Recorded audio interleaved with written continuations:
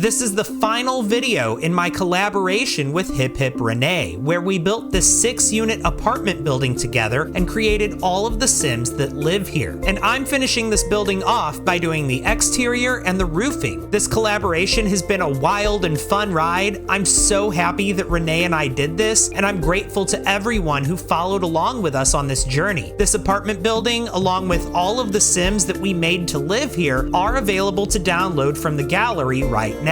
We did not use any mods or custom content, but there was no restriction on packs, and I think we used just about every pack and kit on this build. As you can see here, I struggled with roofing this for a while. It took me a long time to figure out a roof shape I liked for the stilt house on top, and I couldn't place any roof pieces on the main building because it made the stilts disappear, so I had to use a flat roof and half walls instead. I also used vines and wall plants to help hide some things on the exterior, like the weird gap between windows on the front of the build and weird wall transitions at the balconies. For the stilt house, I settled on this curved roof shape and used some of these roof decorations that came with For Rent. I actually used a lot of For Rent on the exterior, like this pastel stucco for the walls. Of course, I used other packs as well, but since this build is in Tamarang, I wanted For Rent to be the star of the show here. I noticed on the balconies that Renee used this wood texture from For Rent, so I did try that on the exterior walls,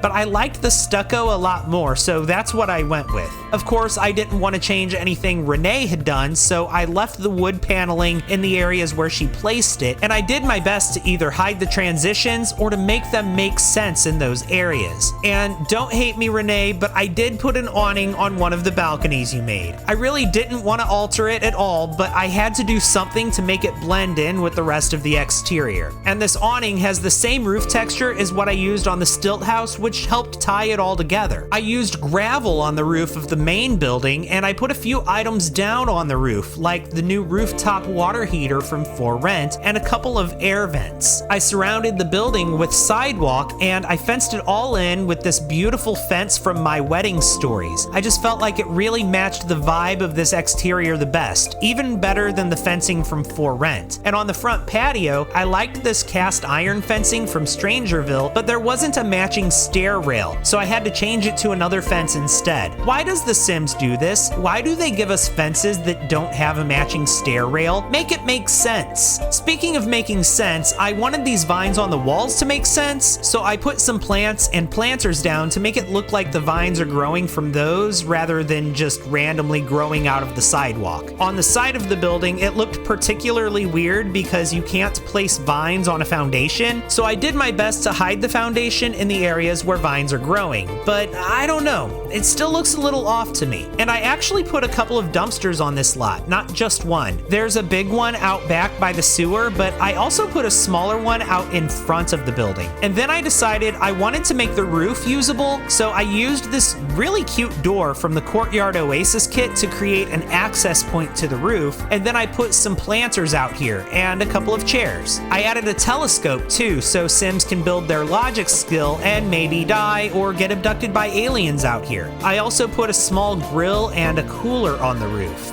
Down on the ground level, there's another grill, as well as a picnic table and hopscotch and a couple of bikes. And there's really not much room for landscaping on this lot. I did my best, but basically it's just a bunch of scattered palm trees along the perimeter of the lot. Nothing fancy or complicated. And a bunch of fun wall stains came with For Rent, and I used those basically everywhere on the exterior. I figured if plants are growing on the walls of this building, then there's probably structural damage and water damage happening too, and I don't show this on camera, but I did finish this build by converting it to a residential rental lot and defining each unit's space. As promised, I put the cat hangout lot trait on each unit, so stray cats are going to be attracted to this building. I also added other lot traits and challenges to some of the units, but I'm going to go ahead and stop talking and walk through the exterior now. Thank you all so much for watching. I'll see you in the next one, and HipHipRenee, thank you so much for such a